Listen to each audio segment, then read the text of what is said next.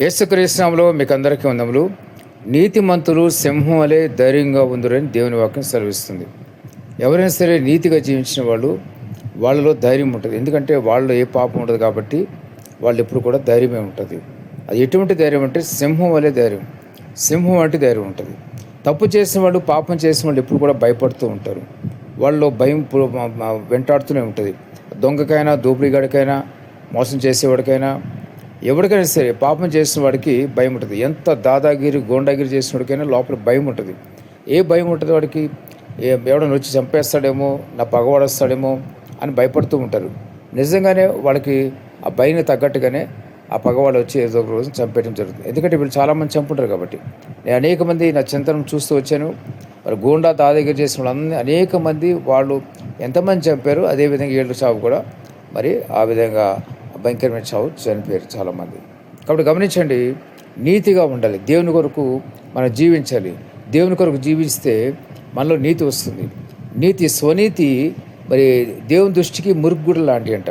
స్వనీతి కాదు. ఇక్కడ తెలుసుకోవాల్సింది ఏంటంటే నీతి, దేవుని యొక్క నీతి. పరిశుద్ధంగా, పవిత్రంగా జీవిస్తే మన పాపాలు దేవుళ్ళు మన రక్తంలో, యేసు రక్తంలో కడుక్కుంటే అప్పుడు దేవుడు మన పవిత్ర పవిత్రపరుస్తాడు. మన హృదయంలో ఎటువంటి పాపం లేకుండా పశ్చాత్తాపకరి చేసిన పాప నిమిత్తమే దేవుని దగ్గర వాటన్నిటిని ఒప్పుకుని విడిచిపెట్టినప్పుడు హృదయం ఎంతో తేలిగ్గా ఉంటుంది. ఒక నూతనమైన మనసు వస్తుంది. అదొకటే కాదు, పాపం లేని వారిలో గొప్పదైన ధైర్యం వస్తుంది. నీతిమంతులు సింహంవలె ధైర్యంగా ఉండాలని దేవుని వాక్యం సెలవిస్తుంది.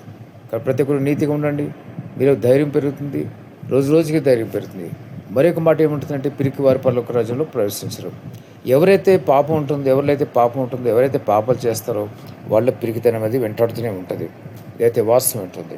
ఎందుకు పిరికితనం ఉంటుందంటే, చేసిన నేరాన్ని బట్టి వాళ్ళలో నేరారోపణ ఎప్పుడు కూడా ఆరోపిస్తూ ఉంటుంది. వాళ్ళకి గిల్టీ ఫీలింగ్, నేను చేసిన తప్పు అని ఒక ఫీలింగ్ ఉంటుంది ఎప్పుడు కూడా. వాళ్ళు ఆ విధంగా భయంతో ఉంటారు ఎప్పుడు కూడా. ఎవరైనా పట్టుకుంటారేమో, వచ్చి పోలీసు వాళ్ళు పట్టుకుంటారేమో, లేకపోతే నేను జైలు వేస్తామో, నాకు ఉరిశిక్ష చేస్తారేమో, ఈ విధంగా చేసిన పాపాలను బట్టి వాళ్ళు వెంటాడుతుంటుంది. తప్పించుకోలేరు. ఏదో ఒక రోజున పట్టుబడతారు. ఆ తర్వాత వాళ్ళకి శిక్షలు కూడా పడుతుంటాయి. కాబట్టి ప్రతి ఒక్కరు గమనించండి, జ్ఞాపకం చేసుకోండి, నీతిగా జీవించండి. ఎవరైతే మరి యేసు రక్తం పాపలు కడుక్కుంటారో వాళ్ళు నీతిగా ఉండగలుగుతారు. ఆయన రక్తమే మీ పాపలను కడుగుతుంది. అలా కాకుండా మీ సొంతంగా నేను నీతిపడిని అనుకోవడానికి ఎక్కడ కూడా బైబిల్ ఏ ఆధారంగా కనబట్టలేదు. అందుకనే స్వనీతి మురుగుగుడ్డల వంటిది అని దేవుని వాక్యం సెలవిస్తుంది. నీతిగా జీవించండి. సింహంలాగా ఈ లోకంలో చక్కగా ధైర్యంగా తలేసుకుని తిరగవచ్చు. సింహంలాగా అంటే అందరూ పడి మరి పొరగడం కాదు, అటాక్ చేయటం కాదు, దాడి చేయటం కాదు. అది దేవుని యొక్క ధైర్యం అది. కాబట్టి ప్రతి ఒక్కరు గమనించండి, ఆ విధంగా జీవించండి. దేవుడి మాట దీవించగాక. ఆమేన్.